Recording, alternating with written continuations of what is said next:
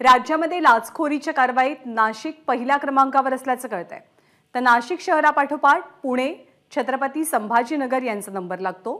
2023 सालात गेल्या वर्षी नाशिकमध्ये या संदर्भातले 163 गुन्हे सुद्धा दाखल झालेत। तर राज्यामध्ये लाचखोरीच्या कारवाईमध्ये नाशिक प्रथम स्थानावरती असल्याचं कळतंय। नाशिक पाठोपाठ नंबर लागतोय तो छत्रपती संभाजीनगरचा आणि पुण्याचा।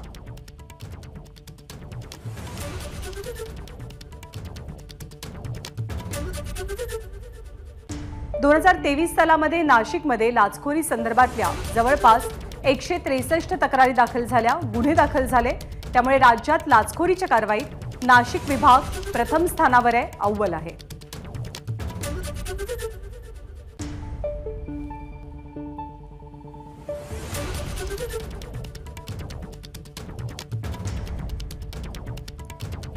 प्रांजल कुलकर्णी आपल्याला अधिक माहिती देत आहेत। प्रांजल, नाशिकच्या बाबतीतली आकडेवारी काय आहे? लाचखोरी संदर्भातलं काय चित्र पाहायला मिळतं नाशिकमध्ये?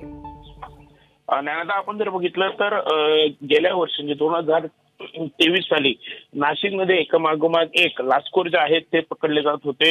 यासोबतच नगरमध्ये सर्वाधिक मोठी म्हणजे जवळपास 1 कोटी रुपयांची लाच घेताना एका अधिकाऱ्याला देखील अटक करण्यात आलं होतं। आणि आता जी आकडेवारी समोर आली आहे त्यानुसार राज्यात लाचखोरांवरील कारवाईमध्ये नाशिक परिक्षेत्र जे आहे ते पहिल्या क्रमांकावर आलेलं आहे, अव्वल आहेत। नाशिक पाठोपाठ पुणे आणि छत्रपती संभाजीनगरचा क्रमांक आहे। 2023 साली नाशिकमध्ये तब्बल 163 गुन्हे दाखल झालेले आहेत आणि या 163 गुन्ह्यांमध्ये 235 लाचखोरांवरती कारवाई करण्यात आली आहे, त्यांना अटकही करण्यात आलेली आहे। यामध्ये आपण जर बघितलं तर महसूल विभाग हा पुढे आहे, सर्वाधिक 35 जणांना महसूल विभागातून अटक करण्यात आली आहे। त्यानंतर पोलीस विभाग आणि जिल्हा परिषदेमध्ये कारवाई ज्या आहेत त्या करण्यात आलेल्या होत्या। तसेच यामध्ये म्हणजे एकूण या पूर्ण कारवाईमध्ये क्लास 1 चे 14, क्लास 2 चे 25, क्लास 3 चे 126 आणि इतर श्रेणीतील यासोबत काही खासगी इस्मांचा समावेश आहे।